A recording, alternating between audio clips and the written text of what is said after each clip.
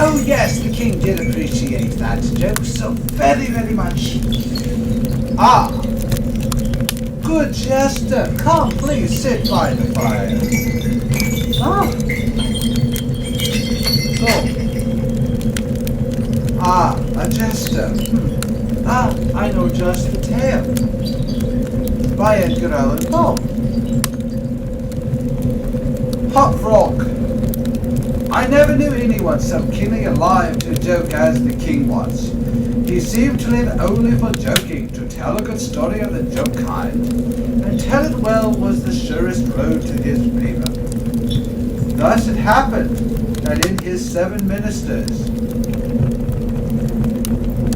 were all noted for their accomplishment as jokers. They all took after the king too, in being large, corpulent, oily men, as well as inimitable jokers.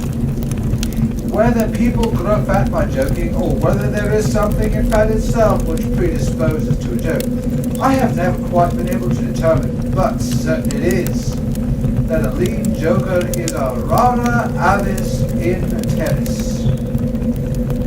About the refinements, or as he called them, the ghosts of wit, the king troubled himself very little. He had an especial admiration for the breadth of address, and would often put up with the length for the sake of it. Over niceties wearied him. He would have preferred Rebellia's Gargantua to the Zadig of Voltaire, and upon the whole, practical jokes suited his taste far better than verbal ones. At the date of my narrative, professing jesters had not altogether gone out of fashion at court. Several of the great continental powers still retained their fools, who wore motley with caps and bells, and who were expected to always be ready with sharp witticisms at a moment's notice in consideration of the crumbs that fell from the royal table. Our king, as a matter of course, retained his fool. The fact, he required something in the way of folly, if only to counterbalance the heavy wisdom of the 7 wise men who were his ministers, not to mention himself. His fool, or professional jester, was not only a fool, however. His value was trebled in the eyes of the king by the fact of him being also a dwarf and a cripple. Dwarves were as common at court in those days as fools, and many monarchs would have found it difficult to get through the days being rather longer at court than elsewhere, without both a jester to laugh with and a dwarf to laugh at. But, as I have already observed, your jesters in 99 cases out of 100 are fat, round, and unwieldy. Not so for you, sir, I do see that. So, that is no small source of self-gratulation for our king, that in Hot Frog, which was the fool's name, he possessed a triplicate treasure in one person. I believe the name Hot Frog was not that given to the dwarf by his sponsors, but it was conferred upon him by general consent of the several ministers, on account of his inability to walk as other men do. In fact, Hot Frog could only get around with a sort of interjectional gait, something between a leap and a wriggle. A movement that afforded inimitable amusement and, of course, consolation to the king, for notwithstanding the perturbance of his stomach and the constitutional swelling of the head, the king by the whole court was accounted a capital figure. For although Hot Frog felt the distortion, through the distortion of his legs could move only with great pain and difficulty along a road of floor, the prodigious muscular power which nature seemed to have bestowed upon his arms by way of compensation for deficiency in the lower limbs enabled him to perform many feats of wonderful dexterity. Where trees or ropes were in question, or anything else to climb, as such exercises certainly would have more resembled a squirrel or a small monkey than a frog. I am not able to say with precision from what country Hop Frog originally came. It was from some barbarous reason, however, that no person ever heard of, a vast distance from the court of our king. Hop Frog and a young girl, very little less dwarfish than himself, although in exquisite proportions and of marvelous stats, had been forcibly carried off from their respective homes in adjoining provinces and sent as presents to the king by one of his ever-victorious generals. Under these circumstances, it was not to be wondered at that a close intimacy arose between the two little captains. Indeed, they soon became sworn friends. Hop Frog, who, although he made a great deal of sport, was by no means popular. But it is not his power to but it was not, had it not in his power, that was important, it's 10 is being confessed. Trippetta had many services, but she, on account of her grace and exquisite beauty, although a dwarf, was universally admired and petted. So she possessed much influence and never failed to use it whenever she could for the benefit of Hop Frog, a kind soul. On some grand state occasion, I forgot what, the king determined to have a masquerade. And whenever a masquerade or anything of that kind occurred at our court, then the talents both of Hop Frog and Trippetta were sure to be called into play. Hop Frog, in especial, was so inventive in the way of getting up pageants, suggesting novel characters, and arranging costumes, or masked balls, that nothing could be done, it seems, without his assistance. A jack of all trades. The night appointed for the fete had arrived. A gorgeous hall had been fitted up under Trippetta's eye with every kind of device that could possibly give eclat to a masquerade. The whole court was in a fever of expectation. As for the costumes and characters, it might as well be supposed that everybody had come to a decision on such points. Many have made up their minds as to what roles they should assume a week or even a month in advance. And in fact, there was not a particle of indecision anywhere, except in the case of the king and his 7 ministers. Why they hesitated, I could never tell, unless they did it by way of a joke. More probably they found it difficult on account of being so fat to make up their minds, and at all events time flew. And as a last resource they sent for Trippetta and Hop Frog. The beauty of the game, continued Hop Frog, lies in the frighted occasions among the women. Capital!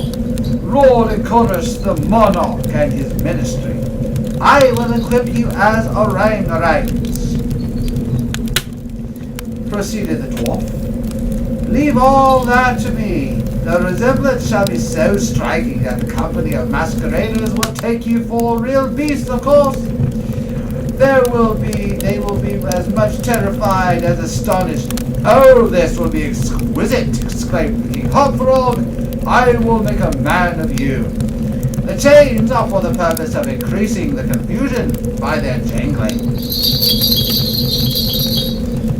You are supposed to have escaped in mass from your keepers. Your Majesty cannot conceive the effect produced at a masquerade by 8 chained orangutans.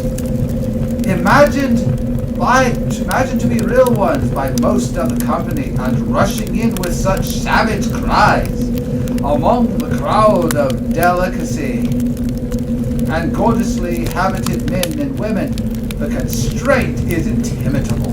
It must be, said the king. The council arose hurriedly as it was growing late to put into execution the scheme of Hopfrog.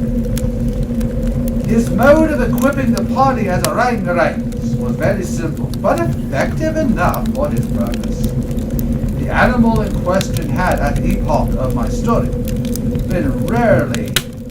had very rarely been seen in the parts of the civilized world, and in the imitations made by the dwarf was sufficiently beast-like and more than sufficiently hideous. Their truthfulness to nature was thus thought to be secured.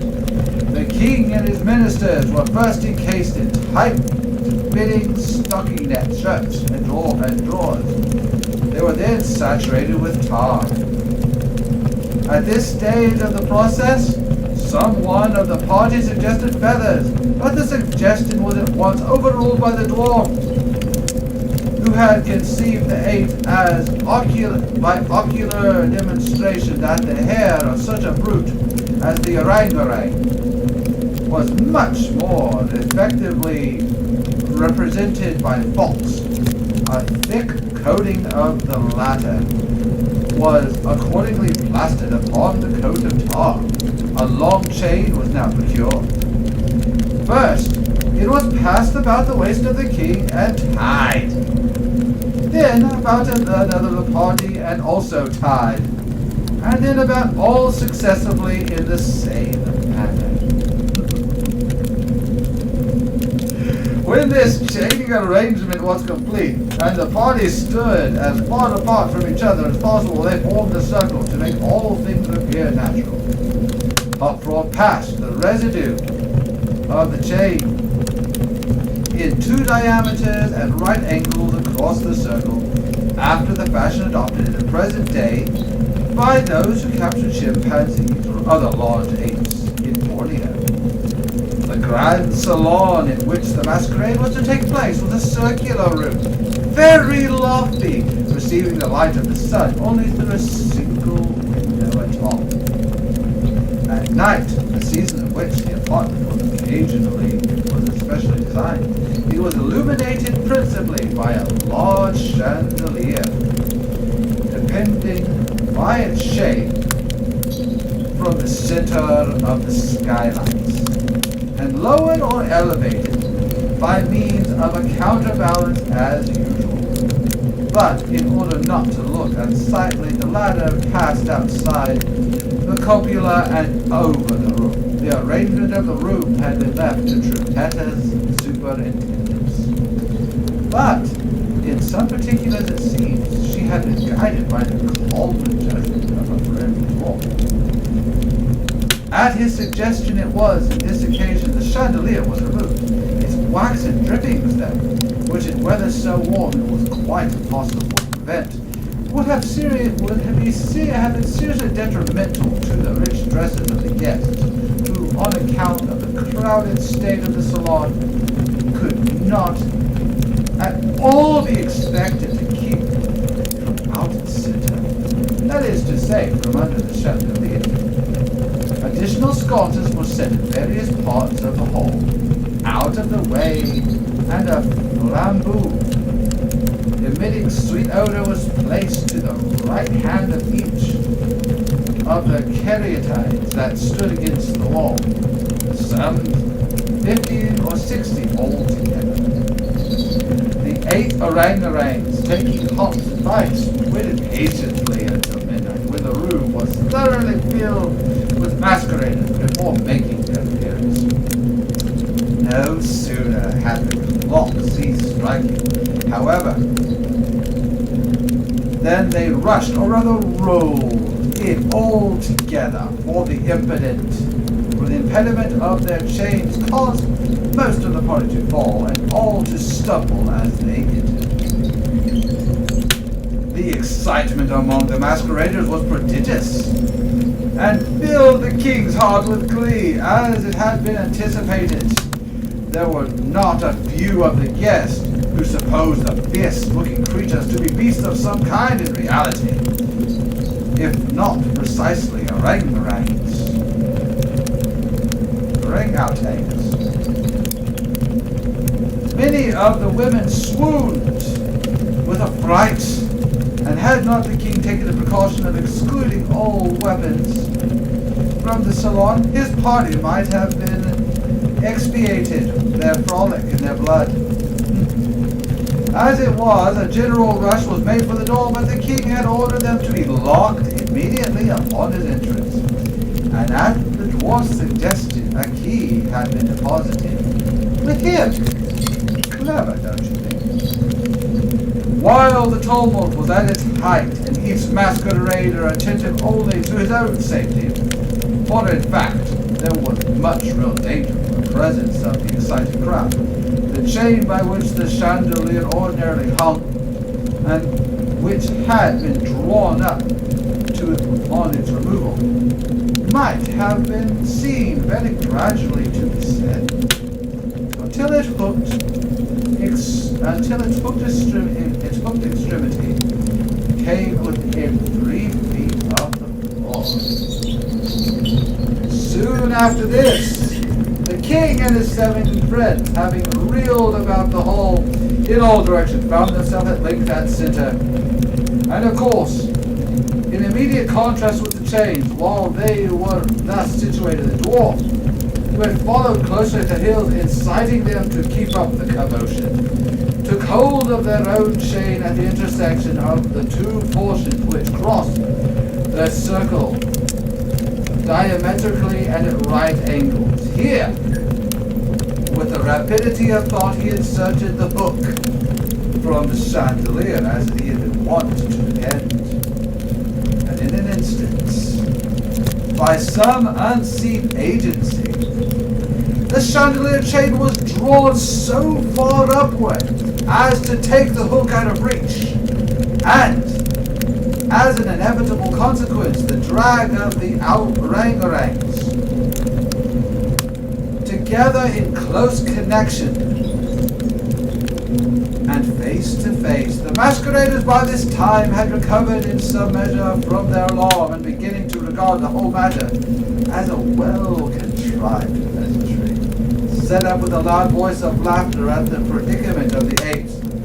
"Leave them to me!" now cried Hop Frog, his shrill voice making itself easily heard throughout all the din. "Leave them to me! I fancy I know them, and if I can only get a good look at them, I can soon tell who they are." Here, scrambling over the heads of the crowd, he managed to get up to the wall, when seizing a flambeau from one of the caryatides, he returned. And as he went to the center of the room, leaping with the agility of a monkey upon the king's head, and thence clambered a few feet of the chain, holding down the torch to examine the group of orangutans, and still screaming, "I shall soon find out who they are!" And now, while the whole assembly, the apes included, were convulsed with laughter, the jester suddenly uttered a shrill whistle.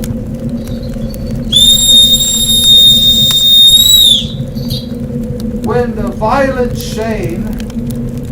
chain flew violently up for about 30 feet, dragging while it was with it the dismayed and struggling orangutans, and leaving them suspended in mid-air between the skylight and the floor. Uprock, climbing to the chain as it rose, still managed his relative position in respect to the 8 maskers, and still, as if nothing were the matter, continued to thrust his torch down toward them as though endeavoring to discover who they were. So thoroughly astonished were the whole company at this ascent, but a dead silence of about a minute's duration ensued.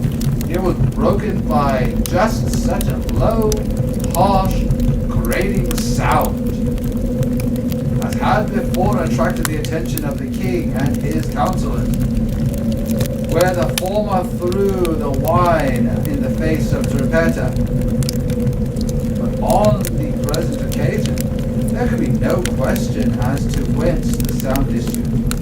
It came from the fang-like teeth of the dwarf, who ground them and gnashed them as he foamed at the mouth and glared with an expression of maniacal rage upon the upturned countenance of the king and his 7 companions.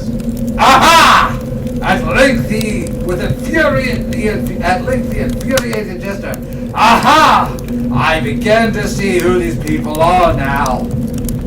Here, pretending to scrutinize the king more closely, he held a flambeau, the flaxen coat which enveloped him, and which instantly burst into a sheet of vivid flame. In less than half a minute, the whole 8 orangutans were blazing fiercely amidst the shrieks of the multitude who gazed at them from below, horror-stricken and without the power to render them the slightest assistance. At length, the flames suddenly increased in virulence, forcing the jester to climb higher on the chain to be out of their reach. And as he made this movement, the crowd again sank for a brief instant into silence. The dwarf seized the opportunity and once more spoke. I see now distinctly, he said, what matter of people these maskers are. They are a great king and his 7 privy councillors. A king who does not scruple to strike a defenseless girl, and his 7 councillors who abet him in the outrage. As for myself, I am simply half-Rob the jester, and this is my last jest! Owing to the high combustibility of both the flax and the tar, to which it adhered, the dwarf had scarcely made an end of his brief speech before the work of vengeance was complete. The 8 corpses swung in their chains, a fetid, blackened, hideous, and indistinguishable mass. The cripple hurled his torch at them, clambered leisurely to the ceiling, and disappeared through the sky. It is supposed that Trapetta, stationed on the roof of the salon, had been the accomplice of her friend in his fiery revenge, and that, together, they effected their escape to their own country, for neither was seen again. And that was Hopfrog by Edgar Allan Poe. Ah, good jester, I see you approve. Very good. Ah, thank you.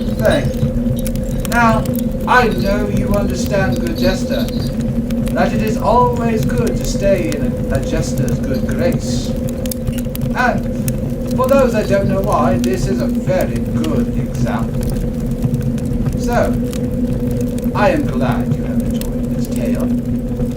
And, alas, it is time for the next storyteller to take their spot.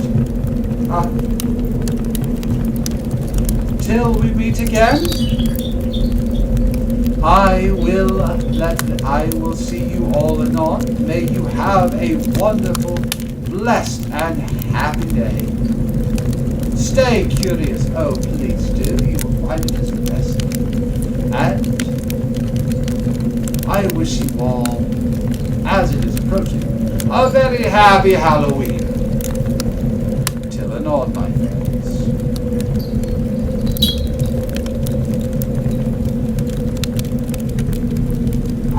Welcome, travelers. I do hope you enjoyed the story.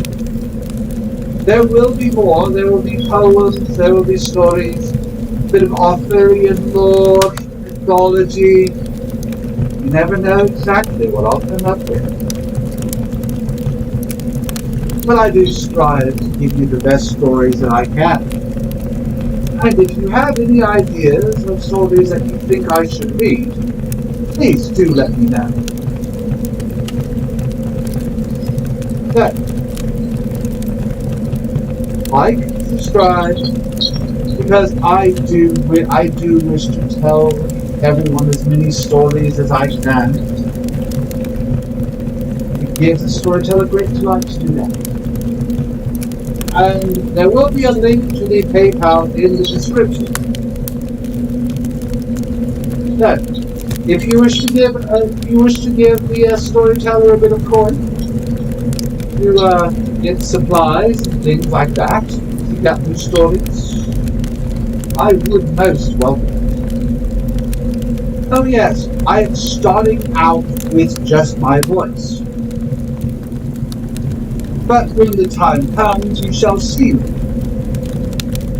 And I do look forward to that.